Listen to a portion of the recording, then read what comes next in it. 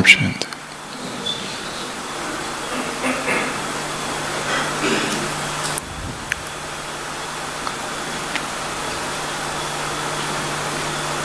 इतिहास में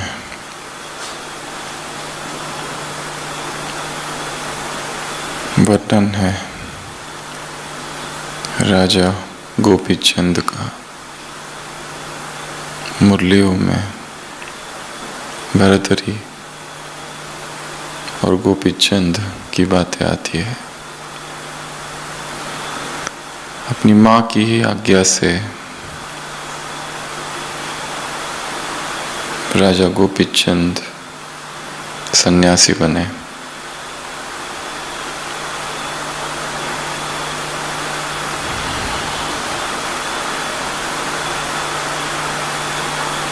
नाथ संप्रदाय में दीक्षित हुए थे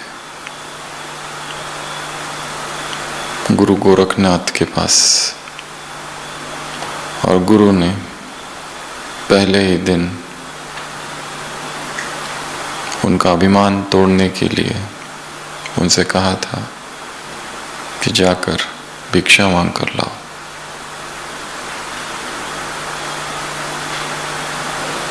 तो वो भिक्षा मांगने गए और लोगों ने ये जानकर कि ये राजा है, उन्हें बहुत सारी भिक्षा दी। और नियमानुसार वो अपने माँ के द्वार पर भी गए भिक्षा मांगने के लिए, जिस माँ ने ही प्रेरित किया था इस संसार का त्याग कर दो। और उस माँ से भिक्षा मांगते हैं। वो माँ कहती है, मैं गृहस्थ स्त्री हूं और तुम सन्यासी, मैं तुमको क्या दूं? फिर भी तुमने मांगा है और भिक्षा मांगने मेरे द्वार पर आए हो, तो मैं तुम्हें 3 चीजें दान भिक्षा के रूप में देती हूँ। ये 3 बातें, 3 शिक्षाएं हैं, इन्हें सदैव याद रखना। पहली बात, सदैव किले के अंदर ही रहना। दूसरी बात, हमेशा स्वादिष्ट भोजन ही स्वीकार करना। और तीसरी बात, सदा मुलायम मखमल के बिस्तर पर ही सोना। राजा गोपीचंद कहता है, माँ ये कैसी बातें मुझे बता रही हो? मैंने इस संसार का परित्याग कर दिया है, फिर मैं किले में कैसे रह सकता हूँ? स्वादिष्ट भोजन में कैसे खा सकता हूँ? और इस तरह के बिस्तर में मैं कैसे सोऊं? उसकी माँ कहती है, तुम शायद मुझे गलत समझे। जब मैंने कहा किले में रहना, मजबूत किले में रहना, वो किला है अपने गुरु की संगति, अपने सद्गुरु की संगत। वो सबसे शक्तिशाली किला है, उसको कभी ना छोड़ना। और जब मैंने तुमसे कहा कि स्वादिष्ट भोजन ही स्वीकार करना, मैं तुमसे कह रही हूँ संकल्प का भोजन। अपने संकल्पों को श्रेष्ठ रखना, महान रखना, पवित्र रखना, ऊर्जावान रखना। और जब मैंने तुमसे कहा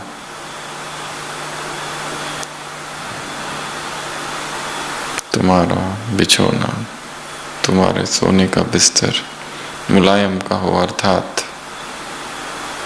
जो भी परिस्थितियां आएगी, कठिनाइयां आएगी, समस्याएं आएंगी, विघ्न आएंगे, उन सब को समझना ये एक मुलायम का मखमली बिस्तर है।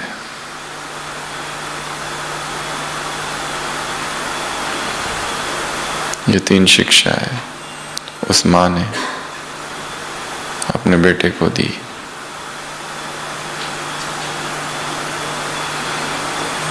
ये भारत की माताएं हैं जो अपने पुत्रों को वैराग की शिक्षा देती है, भोग विलास की नहीं। पवित्रता की शिक्षा देती है, श्रेष्ठता की शिक्षा देती है, ऊर्जा की शिक्षा देती है, कठिनाइयों का सामना करने की शिक्षा देती है।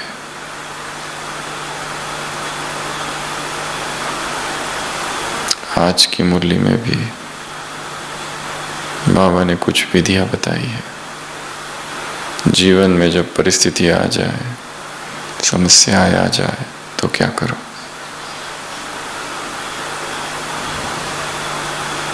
और समस्याएं आएगी, परिस्थितियां आएगी, विघ्न आएंगे, तब तुम्हें क्या करना है।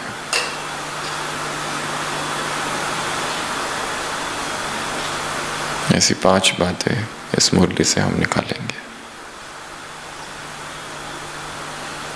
सबसे पहली, साक्षी भाव का अभ्यास। परिस्थितियां क्या है? साइड सीन्स, अनित्य है। जो आ रही है वो चली जाएगी। अपने ही जीवन में पीछे झांक कर देखेंगे, कितनी बड़ी बड़ी परिस्थितियां आई, कितने विघ्न आए, कितने ऐसे लोग हैं जिनके जीवन में इतना अंधेरा छा गया था, इतना डिप्रेशन आ गया था, इतना गहरा डिप्रेशन, सुसाइडल थॉट्स, सोचते थे अब मर जाऊं, परंतु उससे बाहर निकल आए। The dark night of the soul इसे कहा जाता है। आध्यात्मिक जीवन में जो अंधियारा छा जाता है, आध्यात्मिक पथ पर, मार्ग में जब अचानक काले बादल आ जाते हैं, कुछ भी दिखाई नहीं देता है, मित्र शत्रु दिखते हैं, परिवार दुश्मन दिखाई देता है, सारा रस, सारा इंटरेस्ट, सब कुछ खो जाता है और चेतना गहन अंधकार में डूब जाती है। ऐसी गहन निराशा, मेलनकोली, अगर ऐसी अवस्थाएं भी जीवन में आई है तो उससे भी हम बाहर निकले हैं।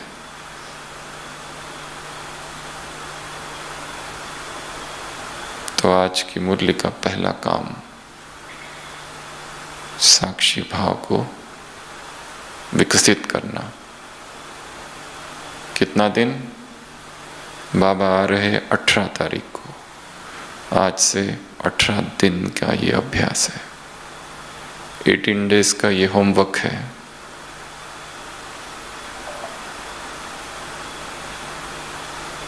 बाबा मिलन का सीजन चालू हो रहा है, 18 दिन बाकी है कल से। तो क्या प्रैक्टिस करेंगे? साक्षी का अभ्यास, साक्षी की साधना। क्या है? Side scenes. ट्रेन से गुजर रहे, कितनी सारी सीन्स आ रही है, कुछ देख रहे, कुछ देख रहे, कुछ दिखाई दे रहा है, स्कूल दिखाई दे रही है, बच्चे दिखाई दे रहे, खेत दिखाई दे रहे, रास्ते से चलते लोग दिखाई दे रहे, पति पत्नी झगड़ते हुए दिखाई दे रहे। हम रुकते हैं क्या? ट्रेन में है, ट्रेन चालू है, सीन्स आ रही है, जा रही है, दृश्य बदल रहे हैं, दृश्य चलायमान है, मोबाइल है,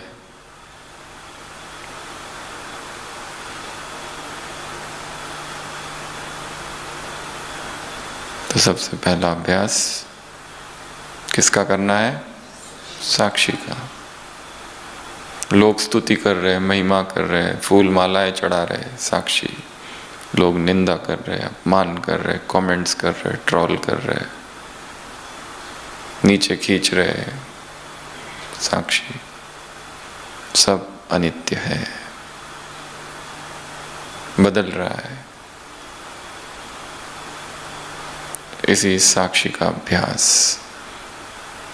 18 दिन तक दृढ़ता से करना है। कब करना है? परिस्थितियों के बीच। बार बार साक्षी होने का अभ्यास, साक्षी होना भूलता है। साक्षी साधना भी है और लक्ष्य भी है।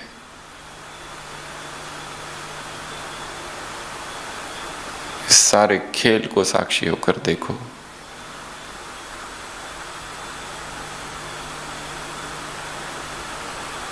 और 18 दिन की एक डायरी बनानी है, 18 दिन का चार्ट। चार्ट का फर्स्ट पॉइंट साक्षी। हमें अभ्यास है भोक्ता भाव का, हमें अभ्यास है भोगने का।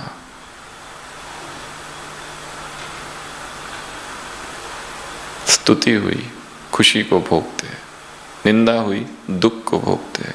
स्वादिष्ट वस्तु खाई, आनंद आता है। जो पसंद का नहीं है वो बना दिखा तो क्या कहते हैं, आज भूख नहीं है।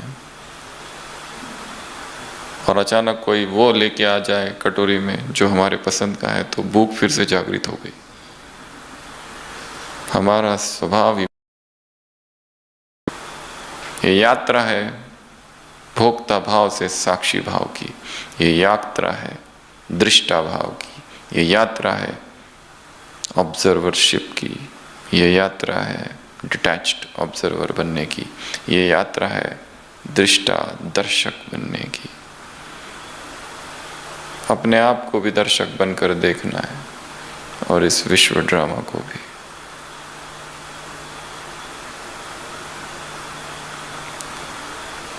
दूसरा अभ्यास एंजॉय। क्या कहा बाबा ने? एंजॉय करो। खेल हो रहा है, कभी हार होती है, कभी जीत होती है। जीत का भी एडिक्शन है एक। जीत हो गई तो ऐसा लगता है जीत ही होती रहे, फिर हार दुख पहुंचाती है। पर यह ड्रामा हार और जीत का बना है। जीत के लिए तैयारी करना अच्छी बात है, परंतु हार को स्वीकार करने की महानता भी हो।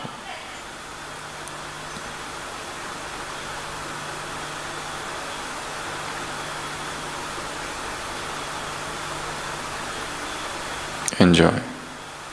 खेल चल रहा है, जीत को भी एंजॉय करो तो हार को भी एंजॉय करो। स्तुति को भी तो निंदा को भी, कॉम्प्लीमेंट को भी तो कंप्लेंट को भी।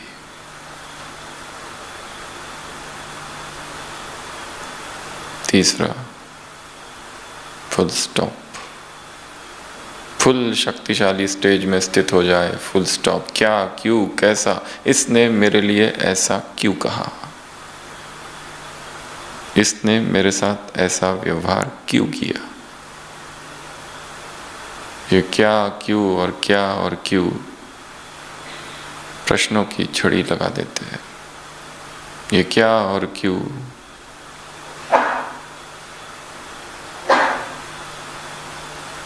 डिस्टर्बेंस पैदा करता है।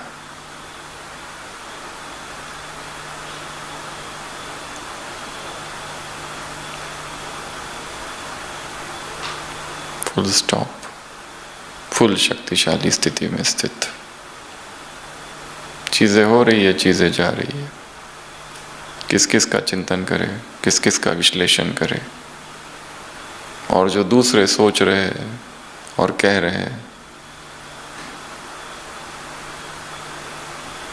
वो भी कितना सत्य है उसमें। वो कह रहे हैं क्योंकि उन्होंने सुना है, और यदि मैं सत्य में स्थित हूं तो भय की आवश्यकता नहीं। चौथा वरदान में किस लिए? टीचर बनाने, शिक्षा देने के लिए, अनुभवी बनाने के लिए, कुछ सिखाने के लिए। इस परिस्थिति से गुजर कर अगर हम अपने ही जीवन की परिस्थितियों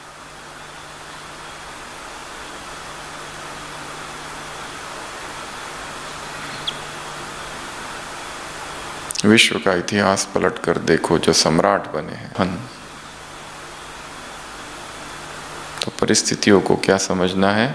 टीचर आया है छड़ी लेकर, मास्टर जी आए, बस उसी को देखते रहो सुबह से, तो कैसी रहेगी स्कूल? या नई नई परिस्थिति, एक एक परिस्थिति एक एक टीचर है, शिक्षक है।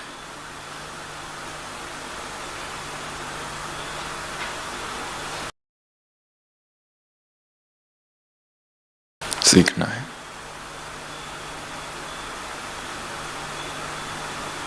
अगला ट्रस्टी वरदान में है, बहुत अच्छा। जो होने वाला है बहुत अच्छा, जो हुआ वो अच्छा हुआ। कब तक? अतीत का बोझ,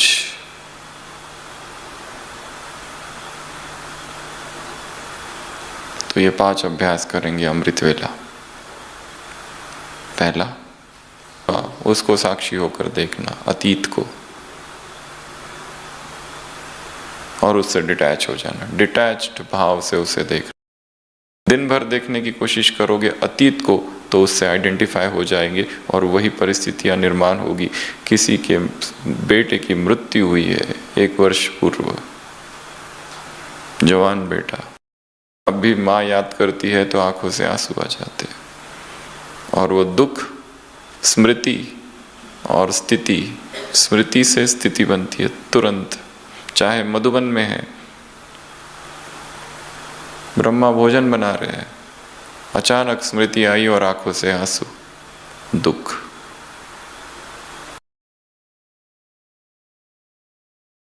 कुछ नहीं हुए हैं। उस साक्षी भाव का अभ्यास करना है कब? अमृत वेले। जीवन में जितनी घटनाएं हुई है अतीत में, उन सभी घटनाओं को दूर से देखना है, साक्षी होकर। आई और गई, आई और गई, कितने थे और कितने चले गए।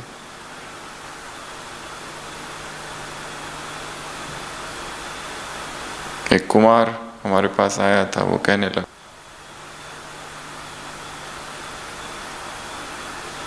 कुमार भी बहुत ज्ञानी था, ज्ञानी कहो या दूसरों को मोटिवेशनल स्पीकर, ज्ञान सुनाने वाला। अतीत से डिटैच्ड होने का अभ्यास करना है। कैसे? साक्षी भाव से।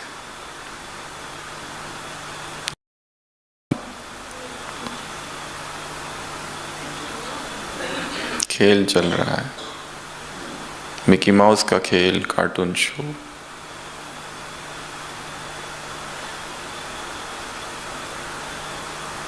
और खेल में एक ही पात्र नहीं है, केवल मिकी और माउस नहीं है, ढेर सारे मिकी और ढेर सारे माइस, इतने सारे पात्र हैं। कॉमेडी शो चल रहा है, एंजॉय इट। संगम युग मौजों का युग है। परिस्थितियों से लड़ने में ही गुजार देंगे तो एंजॉय कब करेंगे? तीसरा, फुल स्टॉप, फुल शक्तिशाली आत्मिक स्थिति में स्थित हो जाना, तो सभी स्थिर हो जाएंगे 1 सेकंड के लिए। अभी अभी पावरफुल, टोटल 1 मिनट, शक्तिशाली आत्मिक स्थिति में स्थित।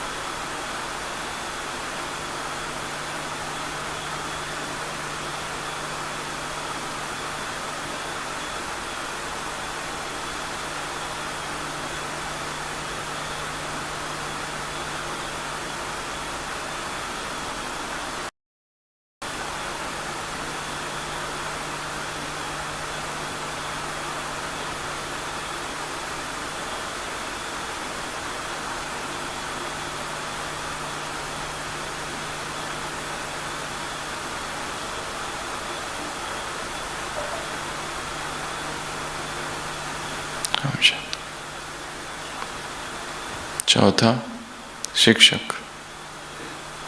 अमृत वेले अभ्यास करेंगे, अब तक जितनी परिस्थितियाँ आई उन सब ने हमें कितनी सारी बातें सिखाई, परंतु हमने वो एक्नॉलेज नहीं किया और उन परिस्थितियों के प्रति, उन व्यक्तियों के प्रति मन में कंप्लेंट का भाव है। इसने मेरे साथ ऐसा क्यों किया, वैसा क्यों किया।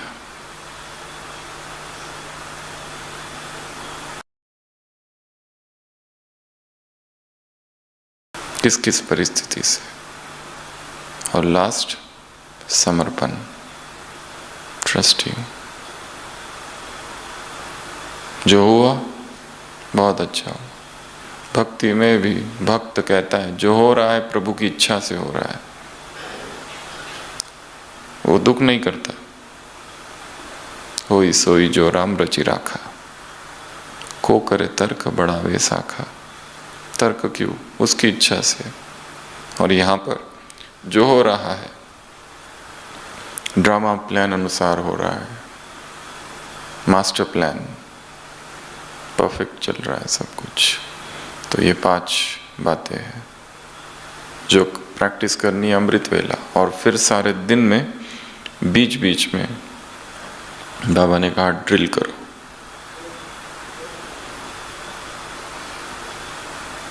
आकारी सो निराकारी स्थिति में स्थित होने की। तो इस मुरली की ये एक बात है। टोटल 4 बातें इस मुरली में है। शुरुआत ये एक पॉइंट थी और 3 बातें हैं। शुरुआत कहाँ से है? क्या देख रहे बाबा? वो कौन है? खजानों का मालिक। 5 खजाने सुनाए हैं। कौन कौन से? ज्ञान, ज्ञान से मुक्ति, योग से शक्ति, सारे गुण, सेवा से खुशी और संबंध से दुआएं। 5 खजाने। क्या कहा? खजानों को बढ़ाओ, खजाने को चेक करो, खजानों को देखो, किस खजाने की कमी है। और ये खजाने कैसे हैं? खजानों की विशेषताएं, खजानों की विशेषताएं क्या है? या फिर संसार में खजाने जो है, खजाने शब्द हटा दो, पैसे, पैसे और ये पैसे, दोनों पैसों में क्या अंतर है?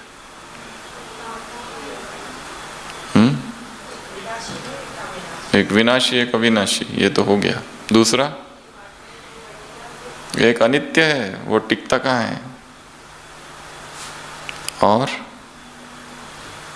वो खजानों में डर है। एक संत योगी पुरुष जिसके पास बहुत सिद्धियां है, वो एक गांव में प्रवेश करता है। वो गांव के लोग गरीब हैं, फिर भी गांव संपन्न है वैसे, परंतु हर एक ये सोचता है कि मुझे और पैसा चाहिए। सभी उस संत के पास आते और कहते हैं अगर हमारे पास और धन होता तो हम बहुत खुश होते। संत हृदय नवनीत समाना, संत दया है, करुणा भरी है। सब लोग आते हैं, कहते हैं हमें आप ऐसी सिद्धि दे दो, हमें बहुत सारा धन मिल जाए। उस संत को दया आती है और वो एक वरदान उन गांव को दे देता है कि सबके पास इतना भरपूर धन हो जाए। सभी लोग उस संत को धन्यवाद करते हैं और संत विदा लेता है, चला जाता है। कुछ मास के बाद उस शहर में, उस गांव में प्रवेश करता है तो देखता है ये क्या हो गया। क्या हो गया होगा? Any guess? सारे गांव में गंदगी ही गंदगी, कूड़ा कचरा पड़ा हुआ है। सारे गांव में दुर्गंध ही दुर्गंध। खेतों पर लोगों ने जाना बंद कर दिया है, ऑनलाइन जानवरों की तरफ, जानवरों की कोई देखभाल नहीं कर रहा है। लोग बीमार हुए हैं, पता किया क्या हुआ, पता चला कि जब से धन मिला है लोगों ने काम करना बंद कर दिया है, लोगों ने साफ सफाई करना बंद कर दिया है, लोगों ने खेतों में जाना बंद कर दिया है, जानवरों की देखभाल करना बंद कर दिया है। तो पहले थोड़ा व्यायाम तो होता था, व्यायाम करना बंद कर दिया है, लोग बीमार पड़ गए। सारे लोग संत के पास आए और कहने लगे अपना वरदान वापस ले लो। तो उस धन में खतरा बहुत है, डेंजर। ये धन खतरा नहीं है इसमें, ये तो सेफ्टी का साधन है, सुरक्षा का कवच है। तो अगले 18 दिन तक 5 अभ्यास बताए, अब उसमें ये अभ्यास जोड़ते जाओ।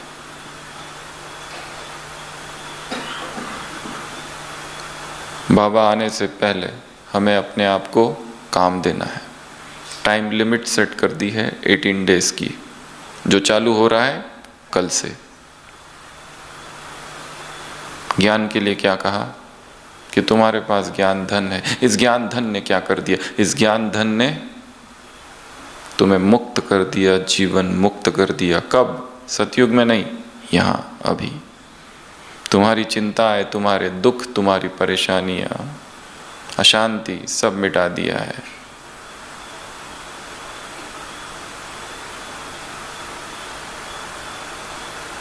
जो बुराइयों के बंधन थे उन्हें खत्म कर दिया है।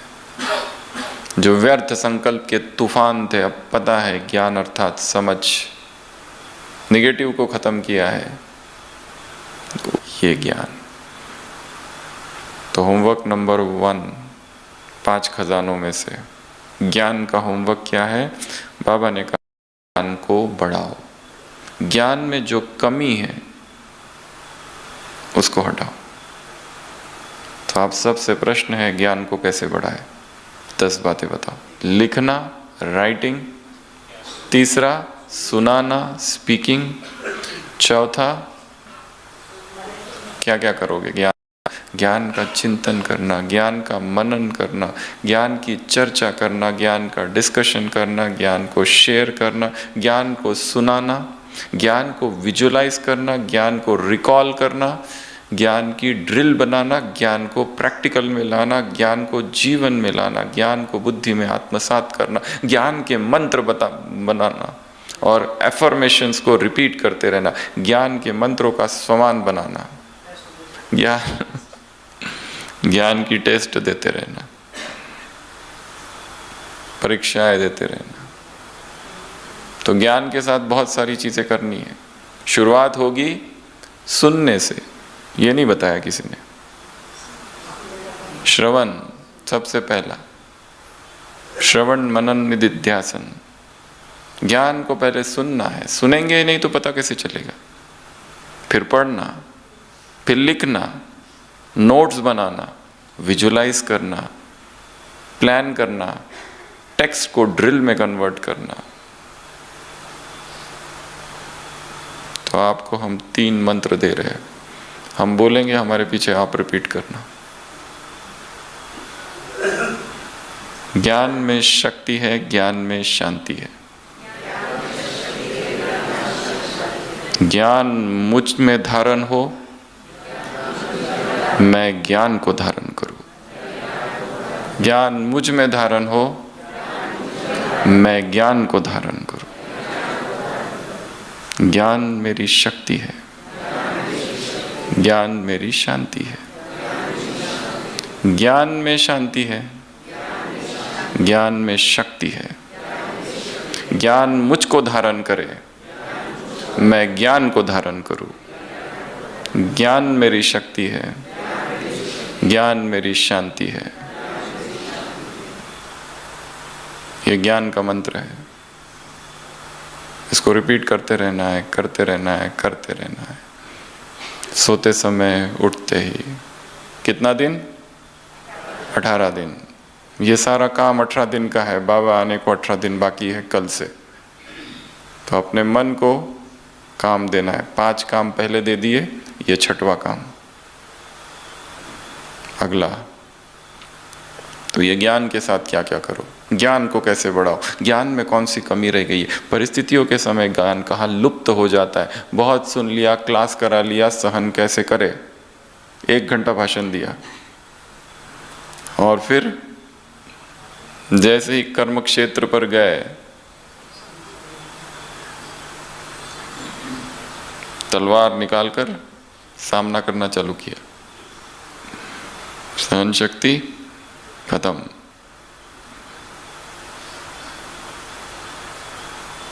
दूसरा है योग।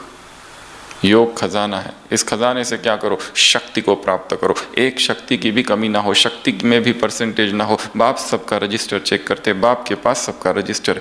मास्टर सर्वशक्तिवान, शक्तिवान नहीं, सूर्यवंशी चंद्रवंशी नहीं, 16 कलाएं 14 कलाएं नहीं।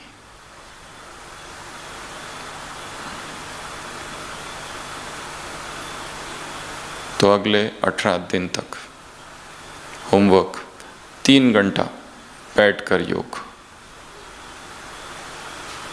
अमृत वेला और नुमा शाम का मिला के, वैसे तो 4 घंटा कहना चाहिए, परंतु 3 घंटा। चलता फिरता अलग, बैठा हुआ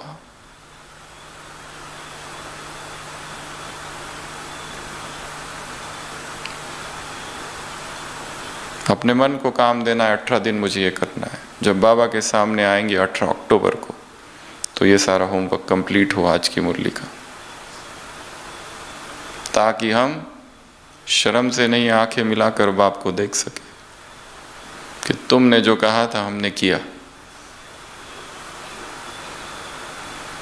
योग से शक्ति को धारण करो, बाद में नहीं, अब। कब नहीं, अब, अभी, नहीं तो अलबेले बन जाते हैं।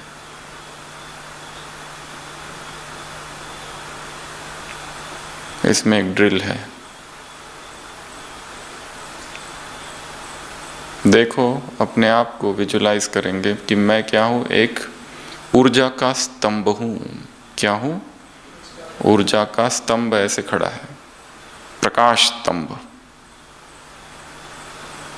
और मुझ में ऊपर से शक्ति आ रही है। योग में,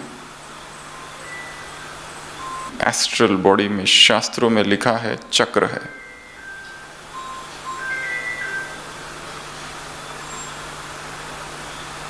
सात चक्र की चर्चा है। मूलाधार, स्वादिष्ठान, मणिपुर, अनाहत, विशुद्ध चक्र, आज्ञा चक्र, सहस्त्रार चक्र। 7 चक्रों की चर्चा। ये कोई स्थूल चक्र नहीं है जो एनाटॉमिकल डिसेक्शन से पता चले कि यहाँ ये है, यहाँ वो है। ये स्थूल शरीर में नहीं है, सूक्ष्म शरीर में।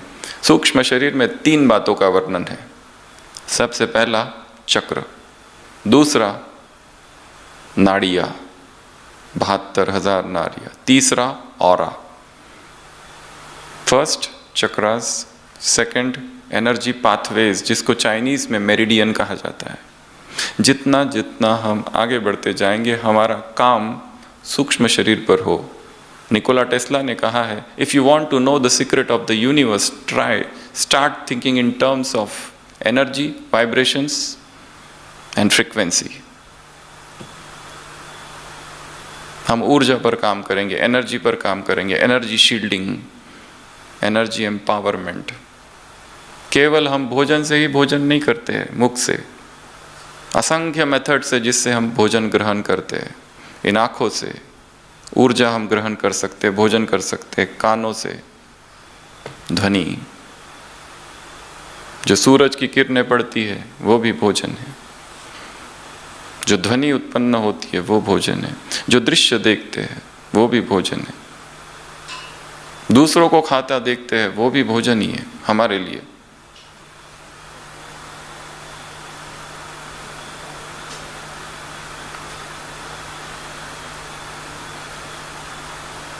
हारे थके मुसाफिर के चरणों को पीकर धो लेने से मैंने अक्सर यह देखा है, मेरी थकन उतर जाती है। तो ऑरा पर काम करना है। कि मेरा ऑरा, आभा मंडल बढ़ रहा है, मेरे सारे चक्र जो है अलाइंड हो रहे हैं, चक्रों में जो ब्लॉकेजेस है वो शरीर की बीमारियों में उत्पन्न दिखाई देते हैं, जिसमें ढेर सारे बीमारियां होती है, या जो मानसिक रीति से बीमार होते हैं, डिप्रेस्ड होते हैं, भयभीत होते हैं, अगर उनका ऑरा स्टडी किया जाए तो वो डार्क ऑरा दिखेगा, आभा मंडल। अगर उनके चक्रों की अलाइनमेंट देखोगे तो चक्रों में ब्लॉकेजेस है, इमोशनल ब्लॉकेजेस है। एक शुद्धि है जिसको कहते हैं इमोशनल बैगेज की शुद्धि, इमोशनल क्लियरेंस, क्लीनलीनेस, अपने आप को माफ करना। गिल्ट कॉन्शियस में जी रही है चेतना, क्योंकि ब्लॉकेज है इमोशंस में।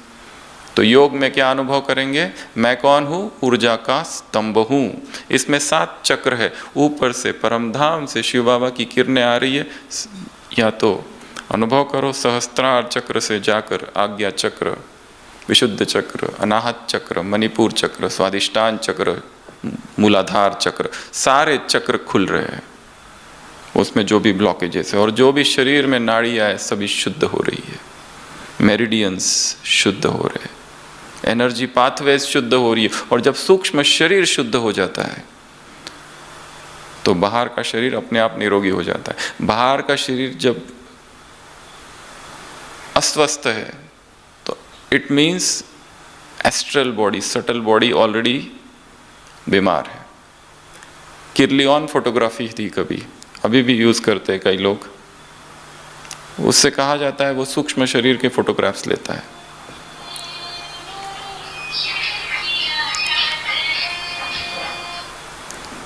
उस किर्लियन फोटोग्राफी से एक व्यक्ति का फोटो लिया गया, उस फोटो में दिखा कि उसका राइट हैंड जो है वो है ही नहीं, काला काला दिख रहा है, पर उसका हाथ तो अच्छा है, एकदम बढ़िया, सब काम करता है। पर उस व्यक्ति का कुछ मास के बाद एक्सीडेंट हो गया, वो हाथ बुरी तरह से डैमेज हो गया। सूक्ष्म शरीर पहले प्रभावित होता है, बाद में स्थूल शरीर। स्थूल शरीर में बीमारियां तो बहुत बाद में आती है, पहले बीमारी कहाँ आती है? सूक्ष्म शरीर। और बाबा ने चक्रों की कहीं चर्चा नहीं की है किसी मुरली में, ना मेरिडियंस की ना ऑरा की, परंतु अगर देखा जाए तो ये सब कुछ आत्मा में ही निहित है। अन्नमय कोश, प्राणमय कोश, मनोमय कोश, विज्ञानमय कोश और आनंदमय कोश, 5 कोशों की चर्चा है शास्त्रों में। बाबा ने सिंपल बातें बताई, एक आत्मा, एक स्थूल शरीर, एक सूक्ष्म शरीर, बस। भोली भाली माताओं को ज़्यादा नहीं समझ में आता है, अन्नमय कोश, प्राणमय कोश, उसी में गुलगुल घूमती रहेगी। मुश्किल से तो मेरा बाबा कह रही, और ज़्यादा कॉम्प्लिकेटेड कर दी बातें, astral body, subtle body, meridians, चक्र। अभी भी अगर अचानक किसको पूछ लो कि द्वापर में कितने जन्म हैं तो उल्टे पुल्टे हो जाएंगे।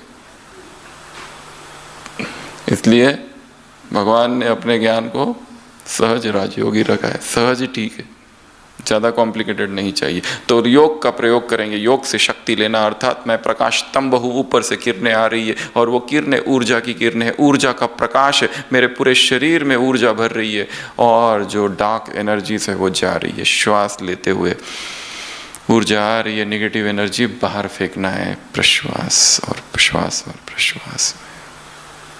ऐसा क्या करना है?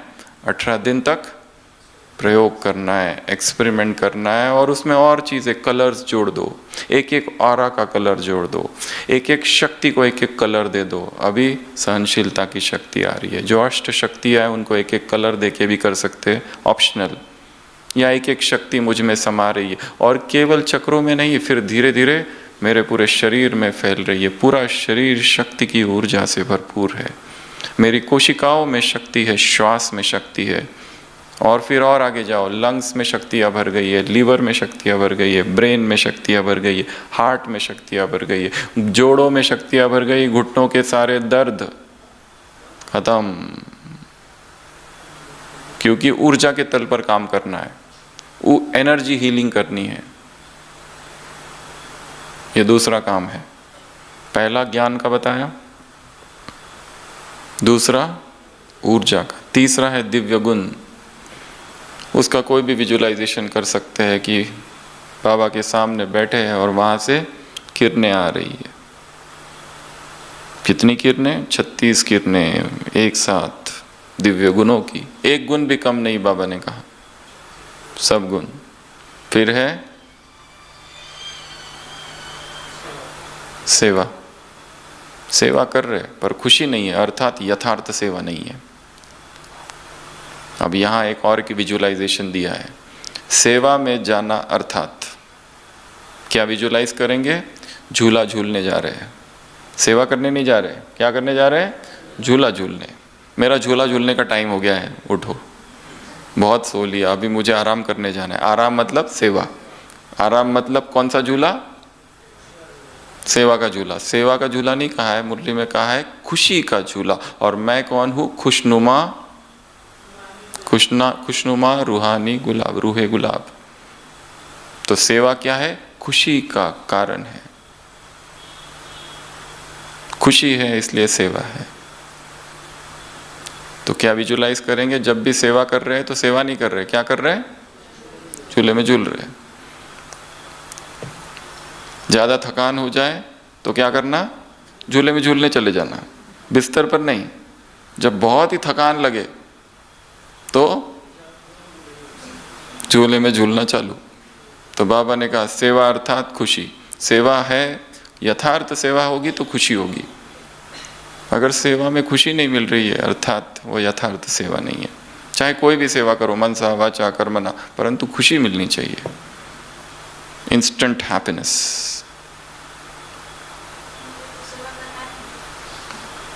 सेवा का टाइम हो गया अर्थात झूला झूलने का टाइम हो गया। हाँ तो जाओ झूला झूलना।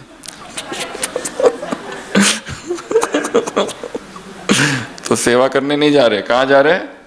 झूला झूलने। अच्छे से झूलना पकड़कर। एक ज्ञान की रस्सी, एक योग की रस्सी, और झूला झूलते रहना है। और झूला झूलते हुए क्या अनुभव करना? खुशी।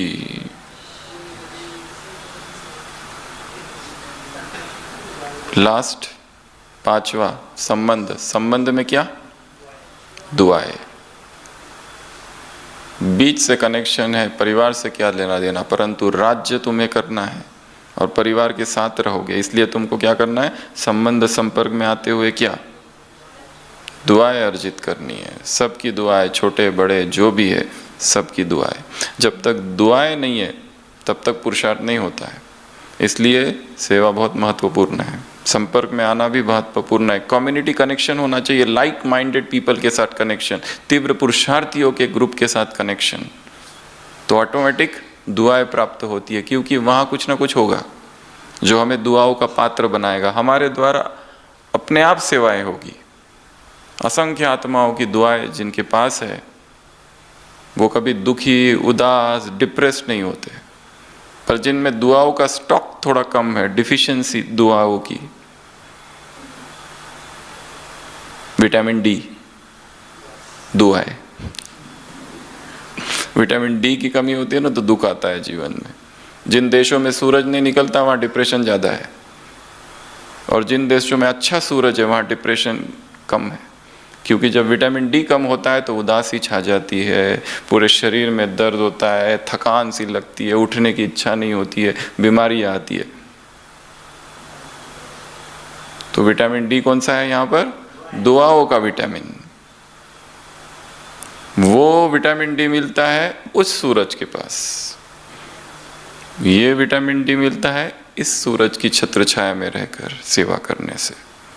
तो आत्माओं के संपर्क में आते हुए आत्माओं की सेवा करना, ऐसी स्थिति से क्या अनुभव होगा? Double light.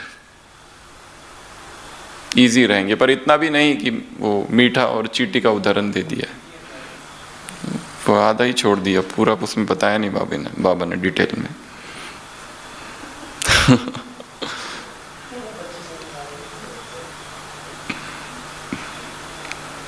तो जहां दुआएं है हल्कापन है, जहां दुआएं कम है वहां भारीपन है। उठने की इच्छा नहीं होती है, ऐसे लगता है सो जाओ।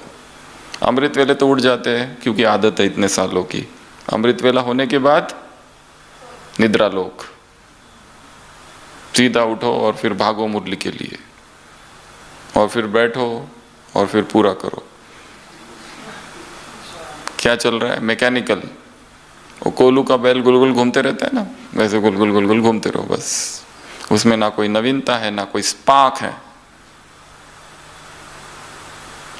ना कोई चेतना, जैसे सो गई। भगवान की अव्यक्त मुरली जब बच्चे धारण करते हैं तो उस मुरली में चेतना आ जाती है।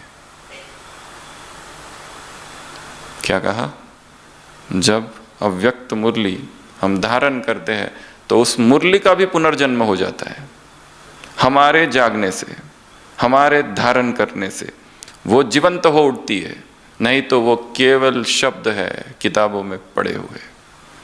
पर जैसे ही हम उन्हें पढ़ते हैं, जीवन में धारण करते हैं, उनमें भी प्राण आ जाते हैं और वो भी उठ के डांस करने लगते हैं। कौन? शब्द। किसके? मुरली के।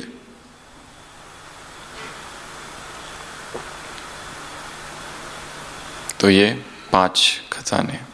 तो सबसे पहले हमने 5 बातें बताई जो 18 दिन करनी है परिस्थिति आने पर। ये 5 खजाने हैं, उन पर काम करना। ये मुरलियों का दूसरी पॉइंट। तीसरी बात है मुरली की, बाबा ने कहा है कौन है, क्या है वो जो देहभान में लाता है, वो है मैं, वो स्वमान। तो अभ्यास कौन सा करना? ये वही अभ्यास है जो उसमें देखा ड्रिल में। मैं निराकार आत्मा इस शरीर को धारण किए हुए हूँ। किसने किसको धारण किया है? घी ने पात्र को या पात्र ने घी को? ये प्रश्न वैज्ञानिकों का है। ये पात्र में घी है, अभी भी समझ में नहीं आया कि घी ने पात्र को धारण किया या पात्र ने घी को धारण किया। ऐसा ही एक प्रश्न बाबा ने आज की मुरली में पूछा है, किसने किसको धारण किया? आत्मा ने शरीर को या शरीर ने आत्मा को? I am a body with soul या I am a soul who has taken this body? ये प्रश्न है। तो बाबा ने कहा उत्तर क्या है? आत्मा।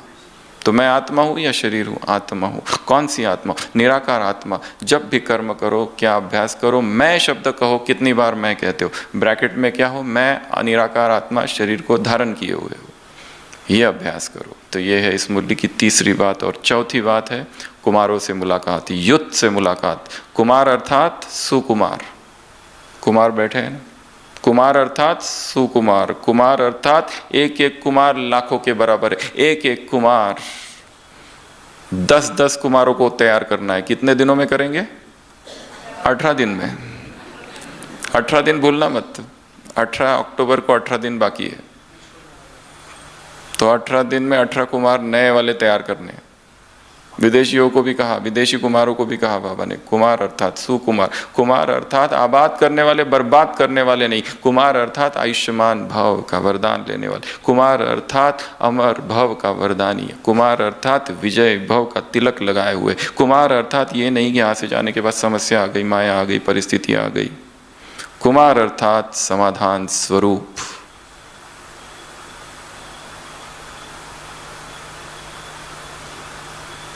एक एक कुमार इस संसार के कुमारों को परिवर्तन करे। विश्व के कुमारों को क्या करेंगे? परिवर्तन करेंगे। करेंगे कब? जब स्वयं इतने शक्तिशाली कुमार बनेंगे तब। और शक्तिशाली कुमार अर्थात अखंड ब्रह्मचारी, निष्कलंक कुमार।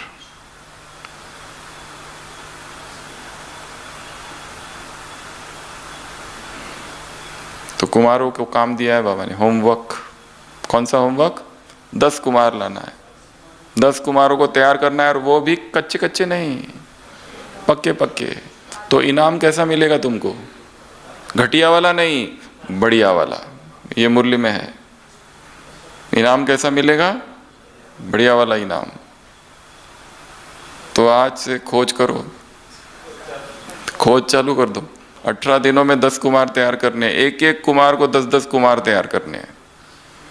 वो भी टिम्बू टिम्बू नहीं है, ऐसे कच्चे पक्के, कच्चे वाले नहीं, पावरफुल वाले।